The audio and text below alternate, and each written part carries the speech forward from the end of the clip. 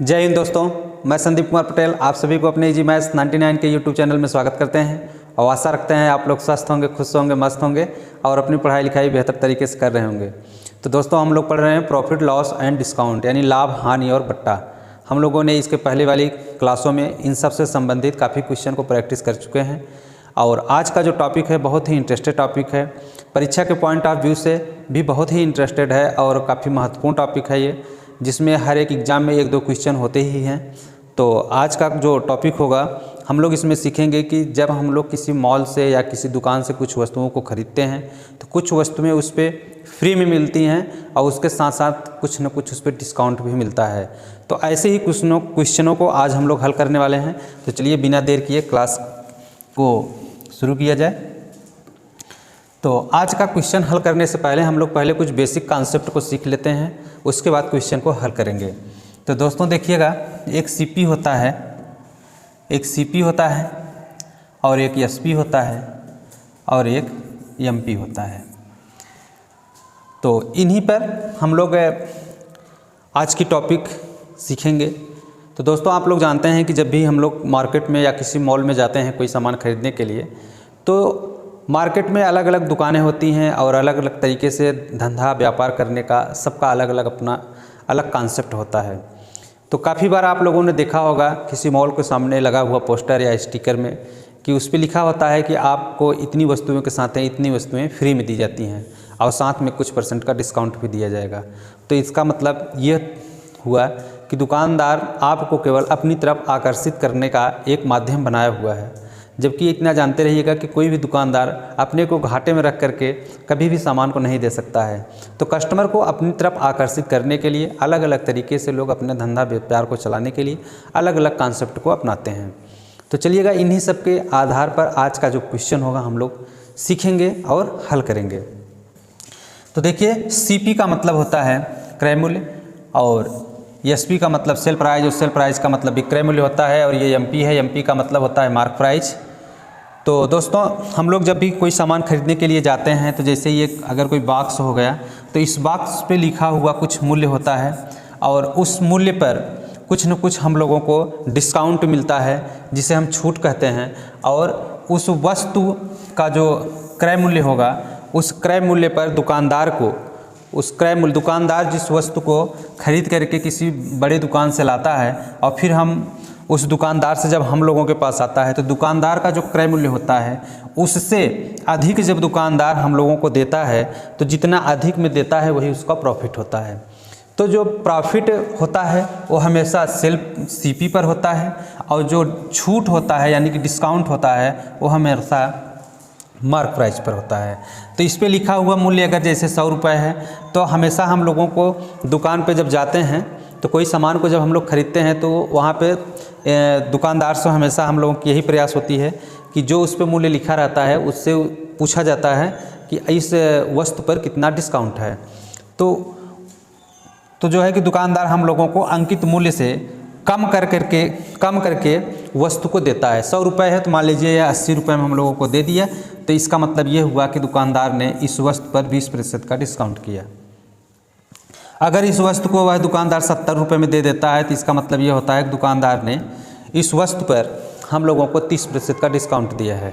और अगर किसी वस्तु का मान लीजिए कि किसी वस्तु का जो है कि क्रय मूल्य दुकानदार जो है कि छोटा दुकानदार कोई है और वह जब बड़ी दुकान से किसी वस्तु खरीद करके 100 रुपये में लाता है और वह हम लोगों को 120 में देता है, तो इस दुकानदार को 20% का प्रॉफिट होता है।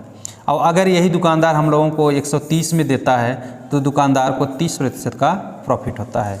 तो इन्हीं सब पर आधारित आज का जो है कि टॉपिक है और इन्हीं सब पर हम लोग सीखेंगे आज के क्वेश्चन को हल करना। तो देखिएगा,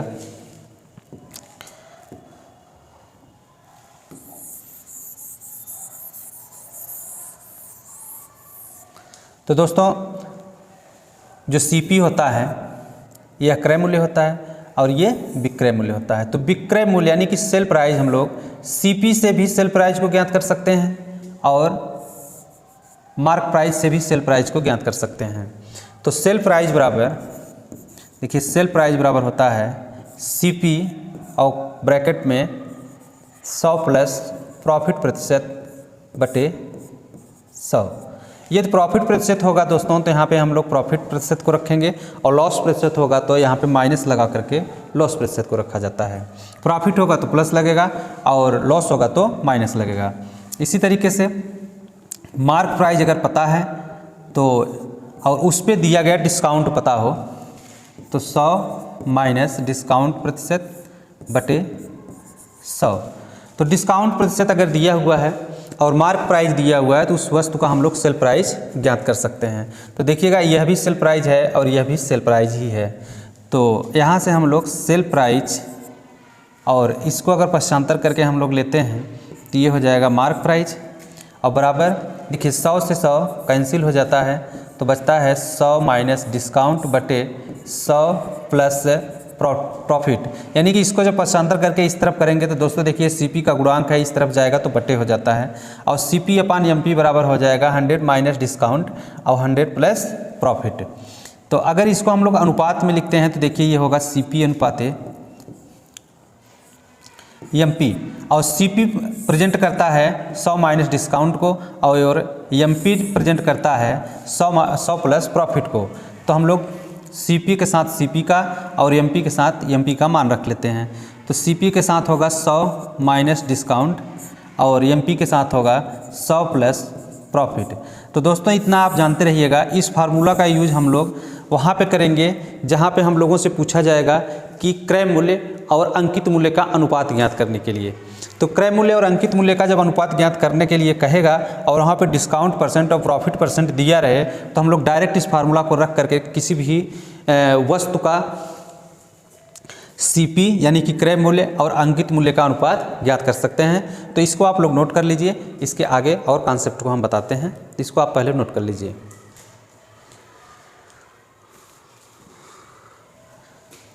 तो देखिएगा आगे, इतनी बात तो आप लोगों को बेहतर समझ में आई होगी, इसमें किसी भी प्रकार की कोई समस्या आप लोगों को समझने में नहीं हुआ होगा।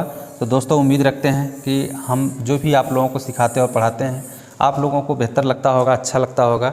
तो आप अगर चैनल पर पहली बार आए हों तो आप अधिक से अधिक लोगों के बीच में पसंद आए तो इसको शेयर कीजिए और सब्सक्राइब कीजिए, ताकि अन्य भाई बहन विद्यार्थी जो हमारे हैं वो भी इस चैनल का लाभ ले सकें। और इस चैनल पर आप लोगों को कंप्लीट मैथमेटिक्स वनडे एग्ज़ाम के लिए पढ़ाई जाएगी, और एक भी टॉपिक ऐसा नहीं बचेगा जो आप लोगों को न पढ़ाया जाए, और हर टॉपिक से जितने भी प्रकार के क्वेश्चन बन सकते हैं उतने प्रकार के क्वेश्चन को आपको पढ़ाने का काम करेंगे। तो चलिए दोस्तों देखिए आप लोग, जैसे दोस्तों अगर मान लीजिए कि सीपी दिया हुआ है और इस पे मान लिया जाए कि कुछ प्रतिशत का आपको दे दिया जाए कि क्रय मूल्य पर 10% का प्रॉफिट लेकर के किसी वस्तु को बेची जा रही है। जैसे मान लीजिए कि सीपी अगर 50 रुपये है और इस पे प्रॉफिट 10% का लिया जा रहा है, तो इसका सेल प्राइस जो होगा यानी कि इसका जो सेलिंग मूल्य होगा वो होगा 50 और कोष्टक में 100। देखिए 10% हो रहा है तो 10% को लिखा जा सकता है 10 के बटे 100। तो 10 बटे 100 तो 100 पे 10 का प्रॉफिट हो रहा है, तो ये हो जाएगा 100 पर 10 का प्रॉफिट हो रहा है तो 100 प्लस 10 और बटे 100। तो इससे हम लोग जब हल कर लेंगे तो ये हो जाएगा 50 और गुणे देखिए 100 में 10 को जोड़ देंगे तो 110 बटे 100, और 0 से ये 0 और इस 0 से ये 0 कैंसिल हो जाएगा, इसका गुणा इसमें कर लेंगे तो 11 पचे 55 हो जाएगा। यानी कि जो वस्तु 50 रुपये की थी दुकानदार उस वस्तु को हम लोगों को 55 रुपये में देता है और उस पर 10% का प्रॉफिट लेता है। इसी प्रकार से दोस्तों हम लोग चाहें तो इसको और सरल तरीके से और छोटे में भी इसको बना करके हल कर सकते हैं। और इसको सरल और छोटा करने के लिए आप लोगों को याद होना चाहिए कि 10% बराबर होता है 1/10, यानी कि 10% का जो फ्रैक्शन वैल्यू होता है वह 1/10 होता है। और हमने परसेंटेज वाला जब पढ़ा रहे थे, परसेंटेज को पढ़ा रहे थे, तो दूसरा तीसरा क्लास हमारा था जिसमें हमने आप लोगों को किसी भी परसेंटेज वैल्यू को किस प्रकार से फ्रैक्शन में चेंज किया जाता है और किसी भी फ्रैक्शन वैल्यू को किस प्रकार से परसेंटेज में चेंज किया जाता है, बहुत विधिवत तरीके से हमने वहाँ पे पढ़ाया है। तो आप लोग उस वीडियो को जा कर के परसेंटेज वाले चैप्टर से देख सकते हैं, और आप लोगों को अगर उसको समझ जाएंगे तो हर एक क्वेश्चन को लगाना और सीखना काफ़ी आसान होगा। तो देखिए 10% है तो 10% बराबर होता है 1/10। तो अगर प्रॉफिट होगा तो इसका जो फ्रैक्शन बनेगा किसी भी सीपी में गुणा करने के लिए, देखिए 10 पर 1 का प्रॉफिट हो रहा है, तो जो भी सीपी दिया रहे उसमें हम लोग 10 पर 1 का प्रॉफिट तो 11/10 से मल्टीप्लाई कर देंगे, जो आएगा वह सेल प्राइस होगा। इसी प्रकार से अगर दोस्तों 20% का मान लीजिए प्रॉफिट होता है तो 20% बराबर होता है 1/5।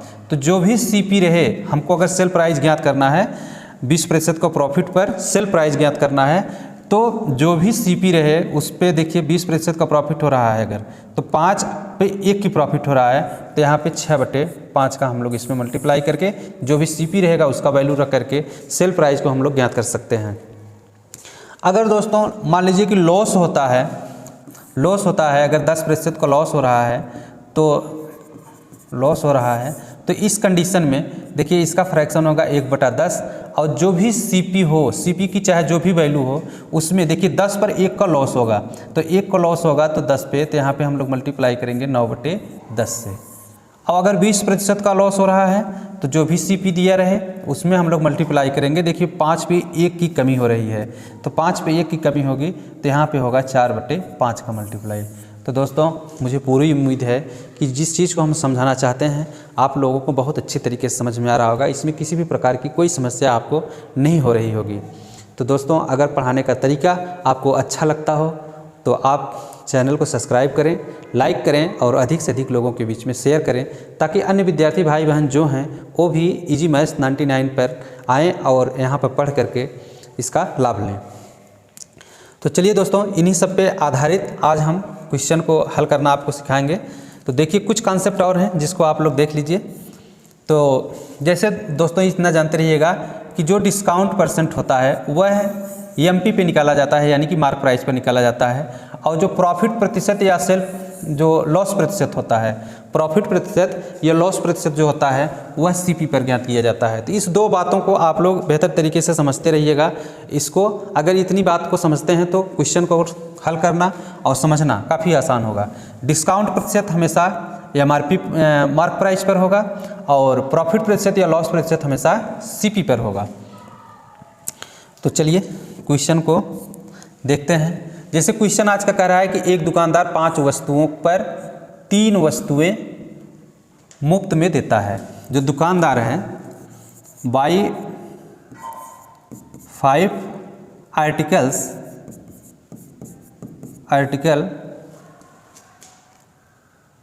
गेट 3 फ्री,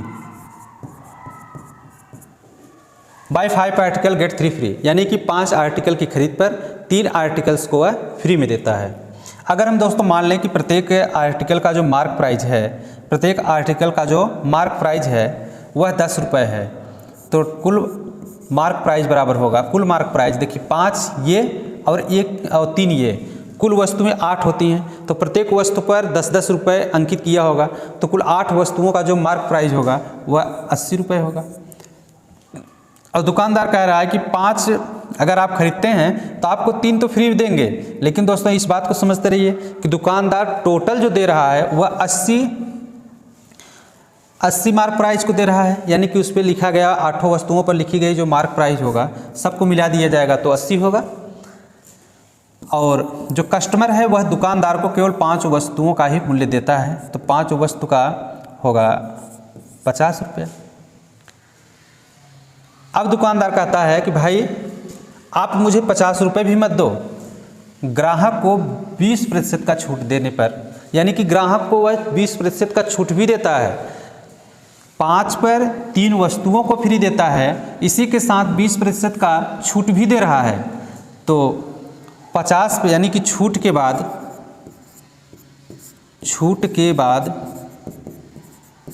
सेल प्राइस, तो छूट के बाद सेल प्राइस होगा 50 पर 20% का छूट हो रहा है। तो देखिएगा हमने बताया कि आप लोगों को जब छूट होगा, जैसे 20% का छूट हो रहा है तो 20% का जो फ्रैक्शन होता है 1/5 होता है, यानी 5 पर 1 का छूट हो रहा है, तो ये हो जाएगा 4/5। तो देखिए 5 × 5 और 5 × 50 और 10 × 40, तो 80 रुपये या 80 मार्क प्राइस की वस्तु को दुकानदार कस्टमर को 40 रुपये में दे देता है। तो देखिए 80 का था 40 में दिया, तो जो छूट होता है, जो छूट हुआ है, तो छूट बराबर होता है mark price minus selling price. तो 80 रुपये इसका मार्क प्राइस है और सेलिंग प्राइस 40 है, तो छूट हो गया 40 का। तो देखिए छूट प्रतिशत इससे हम लोग ज्ञात कर सकते हैं। तो छूट प्रतिशत बराबर कुल छूट बटे सीपी। तो सीपी आपका है यानी कि दुकानदार का क्रय मूल्य है 80, तो ये 80 और गुणे 100, तो 0 0 4 1 का 4 4 2 8 2 1 का 2 2 5 10, तो 50% का छूट होता है। दुकानदार ने ग्राहक को 50% का टोटल छूट देता है। अब पूछा जा रहा है क्वेश्चन में कि क्रय मूल्य और अंकित मूल्य का अनुपात ज्ञात कीजिए। तो सीपी अनुपाते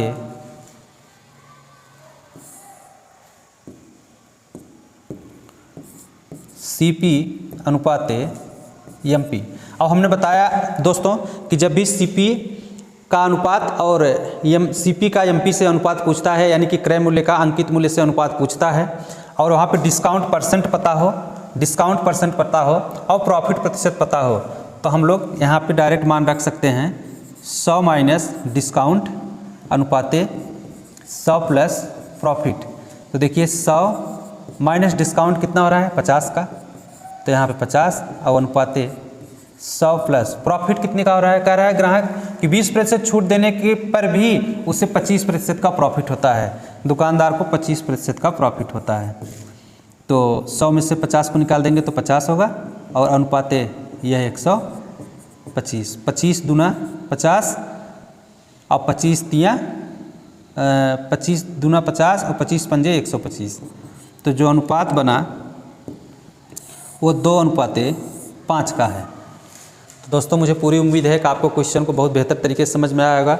इस क्वेश्चन को आप लोग समझने में किसी भी प्रकार की आप लोगों को समस्या नहीं हुई होगी। तो देखिए ऑप्शन आपका 2:5 ऑप्शन ए सही है। इसे नोट करिए आप लोग। इसी क्वेश्चन को और एक विधि से हल करना हम आपको बताते हैं। तो दोस्तों आप लोग स्क्रीनशॉट ले लिया करिए। तो देखिएगा इसी क्वेश्चन को हम लोग इस प्रकार से भी हल कर सकते हैं।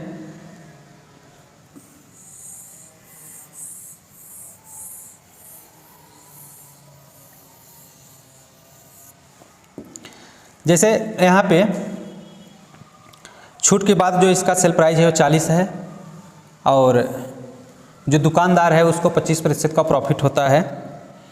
तो 25% का उसको प्रॉफिट होता है। तो देखिए 25% बराबर होता है 1/4।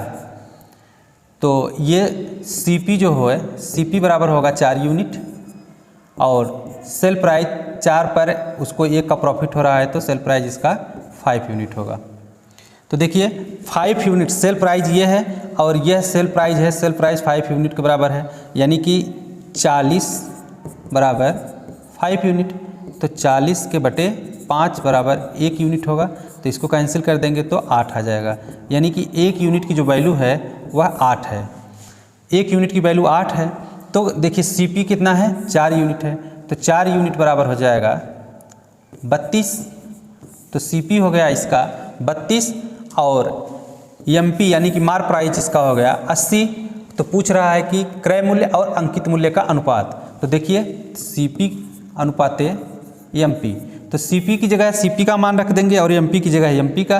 तो सीपी का मान है 32 और एमपी का मान है 80। देखिए काट देंगे 16 से, तो 16 दूना 32 और 16 पच्चे 80, तो 2:5। इस तरीके से भी आप इसका आंसर ज्ञात कर सकते हैं। अब आप लोगों को जो भी विधि सरल लगे, जो आपको ज़्यादा बेहतर समझ में आता है, आप उस विधि का प्रयोग करके क्वेश्चन के आंसर को ज्ञात कर सकते हैं। तो इसको आप नोट करिए। नेक्स्ट क्वेश्चन को बताया जाए।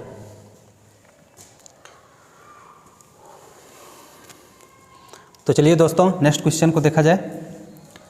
नेक्स्ट क्वेश्चन है कि एक दुकानदार प्रत्येक 12 वस्तुओं की खरीद पर 4 वस्तुएं मुफ्त देता है। प्रत्येक 12 वस्तु को जब कोई ग्राहक खरीदता है तो उस पर 4 वस्तुएं मुफ्त देता है, यानी कि by 12 articles, 12 articles get for free.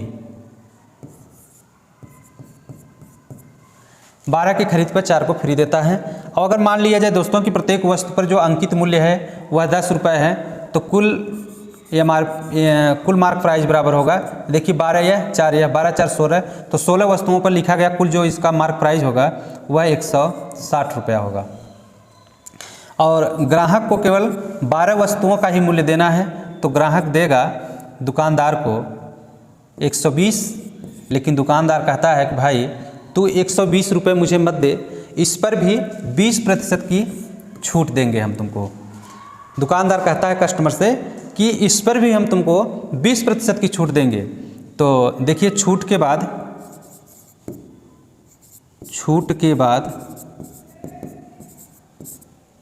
Sale price, तो छूट 120 पर कितने का छूट मिल रहा है? 20% का। तो 20% बराबर आप लोगों को बहुत बार बता चुके हैं कि 20% का जो फ्रैक्शन होता है वह 1/5 होता है, और जब छूट होता है तो इसमें से ये घट जाता है, और जब उस पर टैक्स लिया जाता है तो ये जुटता है। तो 20% की छूट दे रहा है, तो 5 में 1 की कमी हो रही है, तो यानी कि 4/5 होगा। देखिए 5 से इसको काट देंगे तो 5 दूना 10 और 5 चौका 20, तो इसका जो सेल प्राइस होगा इसका गुणा कर लेते हैं, तो 4 चौक 16 और 4 दूना 8 1 9 96, यानी कि उस वस्तु का जो सेल प्राइस होगा, अंतिम जो मूल्य होगा वो 96 रुपये होगा। तो अंतिम मूल्य इसका 96 रुपये होगा। तो यहाँ से हम लोग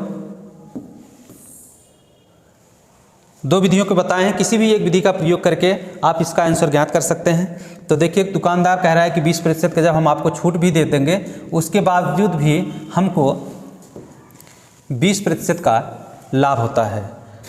तो 20% बराबर 1/5, यानी कि 5 पर 1 का लाभ होता है उसको। तो इसका जो CP होगा वह 5 होगा, और 5 पर 1 का लाभ होता है, तो यानी कि जो इसका SP होगा वो 6 होगा। तो 6 यूनिट ये होगा और 6 यूनिट ये होगा। तो देखिएगा सेल प्राइस इसका कितना है? 96 है, और 96 कितने के बराबर है? 6 यूनिट के बराबर है। तो 96 बराबर 6 यूनिट, तो 96/6 बराबर 1 यूनिट। तो 1 यूनिट की जो वैल्यू होगी वह 16 होगा। 1 यूनिट का वैल्यू 16 के बराबर होगा। तो जो CP है, जो CP है 5 यूनिट है, तो 5 यूनिट बराबर 80 होगा, क्योंकि 1 यूनिट की वैल्यू जो है वो 16 है, तो 5 यूनिट का वैल्यू 16 × 5 = 80 होगा। क्वेश्चन कह रहा है हम लोगों का कि क्रय मूल्य तथा अंकित मूल्य का अनुपात ज्ञात कीजिए। तो क्रय मूल्य, तो CP और अनुपाते MP, क्रय मूल्य और अंकित मूल्य का अनुपात कह रहा है। तो क्रय मूल्य है 80 और जो मार्क प्राइस है वह है 160, तो 160। तो देखिए 80 × 80 और 80 दूना 160, तो जो इसका अनुपात होगा दोस्तों वह होगा 1/2। तो मेरे भाई आप लोगों को मुझे पूरा विश्वास है कि आप लोग इस क्वेश्चन को भी बहुत अच्छी तरीके से समझ पाए होंगे। तो आप लोग इसको नोट करिए, और इसके दूसरी विधि का आप प्रयोग कर सकते हैं, और उस विधि से भी 1/2 ही आएगा। तो आप लोग उसका प्रयोग कीजिएगा और प्रैक्टिस करना, अधिक से अधिक क्वेश्चन का प्रैक्टिस, जितना ज़्यादा से ज़्यादा आप प्रैक्टिस करेंगे उतना बेहतर तरीके से आप हर क्वेश्चन को हल कर पाएंगे। तो इसको नोट करिए, नेक्स्ट क्वेश्चन को देखा जाए।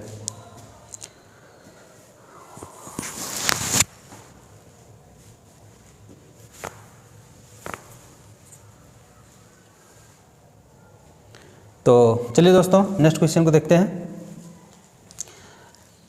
अगला क्वेश्चन आपका कहता है कि एक दुकानदार 15 वस्तुओं की खरीद पर 1 मुफ्त देता है, यानी कि बाई 15 गेट 1 फ्री।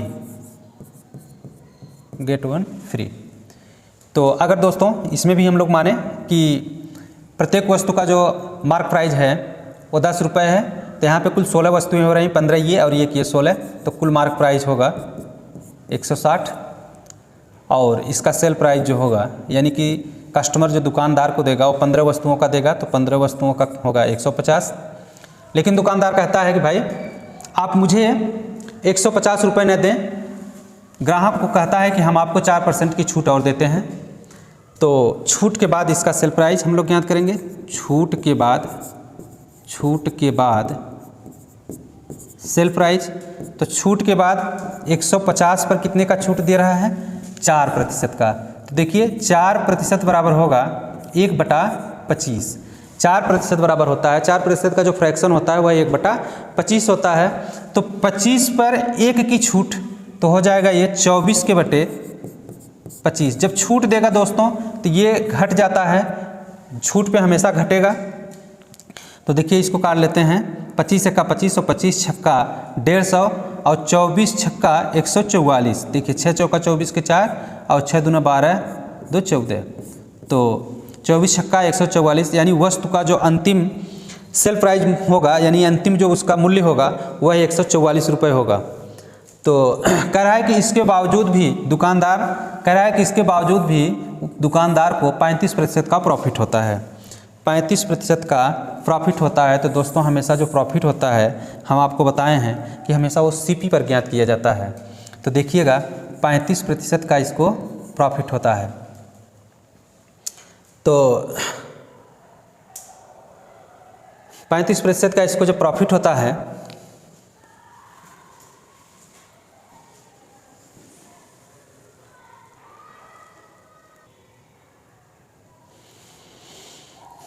तो 35% का इसको छूट होता है, 35% का लाभ होता है।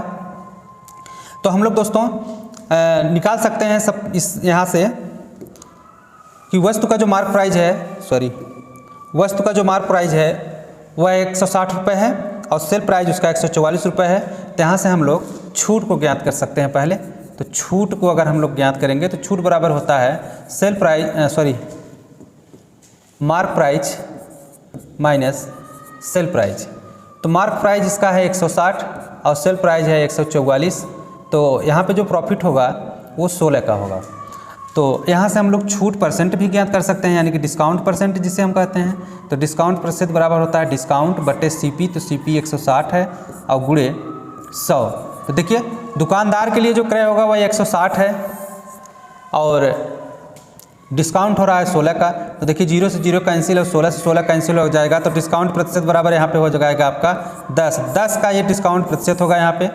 तो आप लोग इस तरीके से डिस्काउंट प्रतिशत जब हम लोगों को यहाँ से मिल जाएगा तो हम लोग अनुपात लगा सकते हैं कि सीपी अनुपाते एमपी। तो सीपी का जो अनुपात है तो देखिए 100 माइनस 10 और अनुपाते 100 प्लस प्रॉफिट हो रहा है उसको 35% का। तो यहाँ पे हम लोग 35 रख देंगे। तो यहाँ से हो जाएगा आपका 100 में से 10 को घटा देंगे 90। तो 90 अनुपाते 135। तो देखिए 45 से काट देंगे तो 45 दूना 90 और 45 तिरिक 135। तो ये आपका अनुपात जो मिलेगा यह 2:3 का होगा। तो इसको आप लोग नोट करिए। नेक्स्ट क्वेश्चन को बताते हैं।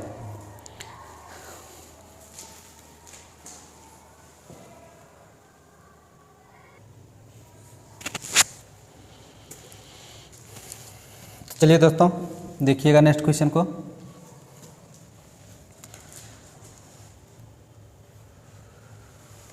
एक पब्लिकेशन द्वारा 3,50,000 की लागत में एक किताब की 3500 प्रतियाँ छापी गई।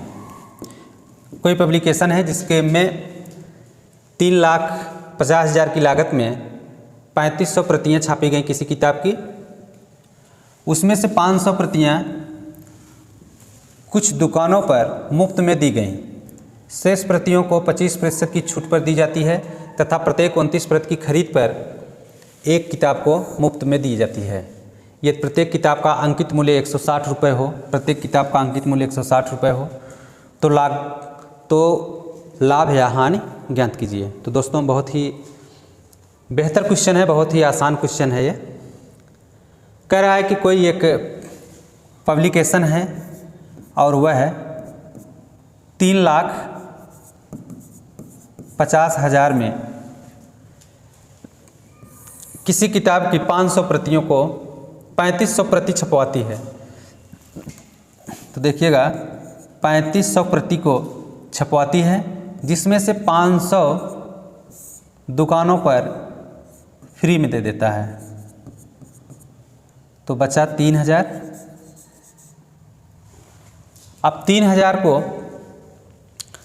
बुक को वह बेचेगा और प्रत्येक 29 बुक की खरीद पर एक बुक वह फ्री में देता है, यानी बाई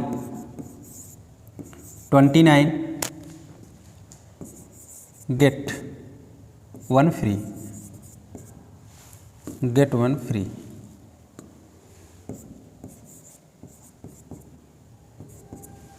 गेट 1 फ्री।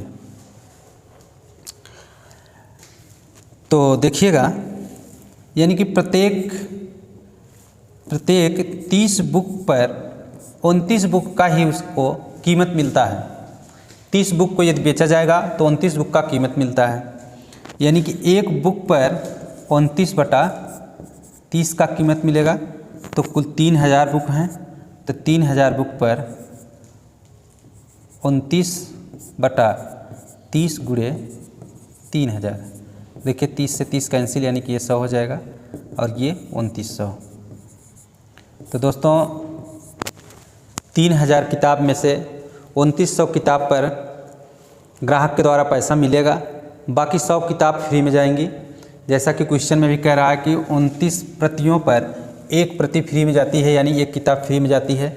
तो 3500 कुल टोटल किताब छपी गई थी, जिसमें से 500 किताबें फ्री में दुकानों पर दे दिया जाता है।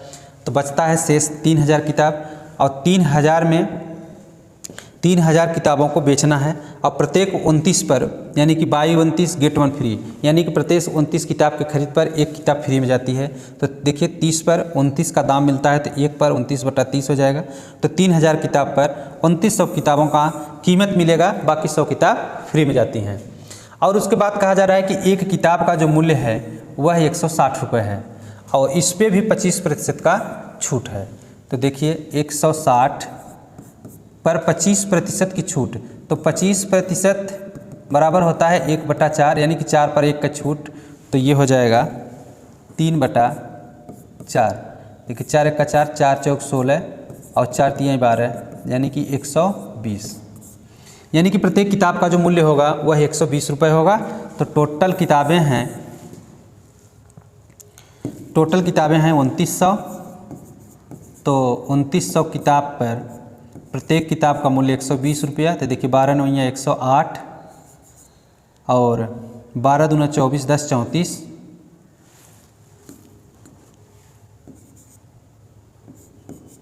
और 3 0।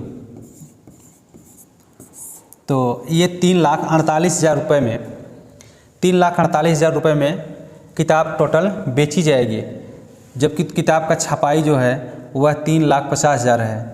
तो सेल प्राइस इसका होगा 3,48,000। तो 0 0 0 और 10 में से 8 गए 2, तो 2,000 रुपये का लॉस होगा। इस पूरे किताब को छपाई से लेकर के मार्केट में पूरी किताब को बेचने के बाद जो प्रकाशन है उसको 2,000 रुपये का लॉस होता है। तो इस क्वेश्चन को आप लोग नोट करिए, नेक्स्ट क्वेश्चन को आपको बताया जाएगा। चलिए नोट करिए इसको। इसमें आपका ऑप्शन ए सही होगा। चलिए दोस्तों नेक्स्ट क्वेश्चन को देखा जाए। नेक्स्ट क्वेश्चन है कि एक प्रकाशन 5 लाख रुपए में 5,000 किताब छापता है। एक प्रकाशन है वह 5 लाख में 5,000 किताबों की प्रतियों को छापता है, 5,000 किताबों की प्रतियों को छापता है। वह कुछ विक्रेताओं को 500 किताब मुफ्त में दे देता है। कुछ विक्रेताओं को 500 किताब वह मुफ्त में दे देता है, यानी कि फ्री में दे देता है। तो शेष किताबें बचती हैं 4500। वह बची हुई किताब के 2/3 भाग को 20% की छूट पर तथा अन्य किताब को अंकित मूल्य पर बेचता है। अब ये जो 4500 किताबें बची हैं इसको 2 भागों में बांट दिया जाएगा। 2/3 भाग को, यानी कि बची हुई किताब के 2/3 भाग को वह 20% की छूट दे करके बेचता है। तो 4500 का 2/3, तो देखिए 3 × 3 और 15 × 45 और 15 दूना 30। तो जो 3000 किताबें हैं, 3000 किताबों को वह 20% की छूट पर बेचेगा। वह उसके बाद कह रहा है कि कुल बिक्री का 20% सेल्समैन को भी देता है। ये किताब का अंकित मूल्य 200 रुपये है। किताब का जो अंकित मूल्य है वह 200 रुपये है और इस पे 3000 किताबें जो हैं, 3000 जो किताबें हैं वह 20% की छूट पर देगा, जबकि किताब का अंकित मूल्य 200 रुपये है। तो 200 पे 20% का छूट, 20% का छूट, तो ये हो जाएगा 1/5 यानी 5 पे 1 का छूट, तो ये होगा 4/5। तो देखिए 5 × 5 और 5 चौका 20 और 4 चौक 16, यानी कि प्रत्येक किताब की जो कीमत होगी वह 160 रुपये होगी। 3000 किताबें हैं तो 3000 किताबों का जो कीमत होगा 3000 गुणे 160, 16 × 48, 16 × 48,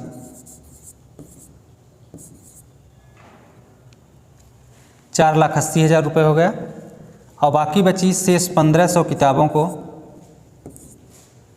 शेष 1500 किताबों को 200 रुपये यानी अंकित मूल्य पर ही बेची जाती हैं। तो इसका हो जाएगा 15 दूना 30, 15 दूना 30 यानी कि 3 लाख,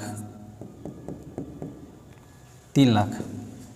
और टोटल इसका जो सेल प्राइस हो गया, टोटल सेल प्राइस इसका होगा 4,80,000 और प्लस 3 लाख। तो इसको हम लोग ऐड कर लेंगे तो ये हो जाएगा आपका 4 3 7, 7,80,000,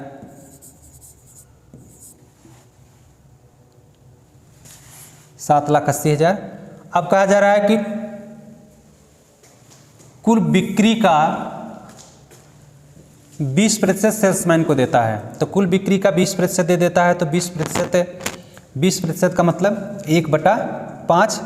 तो 1/5 जो है कि वह सेल्समैन को दे देता है। तो सेल्समैन 5 में से 1 को अपने पास रखेगा और 4/5 को कंपनी को देगा। तो हम लोग इसका निकाल लेंगे 4/5। 5 से जब हम लोग काटेंगे तो 5 × 5 और 5 × 5 = 25, तो 3 बचता है और 5 × 30, 1,56,000 होगा। और इसमें 4 का मल्टीप्लाई कर देंगे तो देखिए 0 0 0 और 4 × 24 के 4 और 4 × 5 = 20, 2 22, 4 × 1 = 4, 2 6। तो 6,24,000 रुपये टोटल किताब को बेचने पर कलेक्शन बचता है सेल्समैन को देने के बाद। और टोटल खर्च हुआ था 5 लाख रुपए और उससे कलेक्शन आता है सब कुछ काट पीट करके 6,24,000 रुपये। तो प्रॉफिट यहाँ पे होता है 1,24,000 रुपये का, 1,24,000 रुपये का, 1,24,000 रुपये का प्रॉफिट होता है। तो प्रॉफिट प्रतिशत बराबर होता है प्रॉफिट बटे सीपी यानी कि क्रय मूल्य। तो क्रय मूल्य हो गया आपका 5 लाख और गुणे 100। तो देखिए 2 0 से 2 0, 3 0 से 3 0 और 5 से इसको काटते हैं तो 5 दूना 10 और 5 चौका 20 और 5 8 40, यानी कि 24.8%, 24.8% का प्रॉफिट होगा पब्लिकेशन को यानी कि प्रकाशन को। तो इस प्रकार से इस क्वेश्चन का परिणाम ये होगा। और यहाँ पे आप लोग देख रहे होंगे कि ऑप्शन ये गलत प्रिंट हो चुका है, तो इसका रिजल्ट यही होगा। तो दोस्तों मुझे आशा है कि आप लोगों को आज का टॉपिक बहुत बेहतर लगा होगा, अच्छा लगा होगा। और दोस्तों अगर आपको लोगों को हमारे पढ़ाने का तरीका और समझाने का तरीका आपको बेहतर लगता हो तो आप चैनल को लाइक, सब्सक्राइब और शेयर करें। और जैसा कि आज 31 है तो आप लोगों को नए साल के आगमन पर बहुत ढेर सारी शुभकामनाएं। आपका आने वाला वर्ष सदैव खुशहाल हो, आप अच्छी पढ़ाई करें और आप लोगों का जो आने वाला वर्ष होगा वो आप लोगों को प्रगति पे ले जा करके और आपको सफलता दिलाए। ईश्वर से ही कामना करते हैं। धन्यवाद।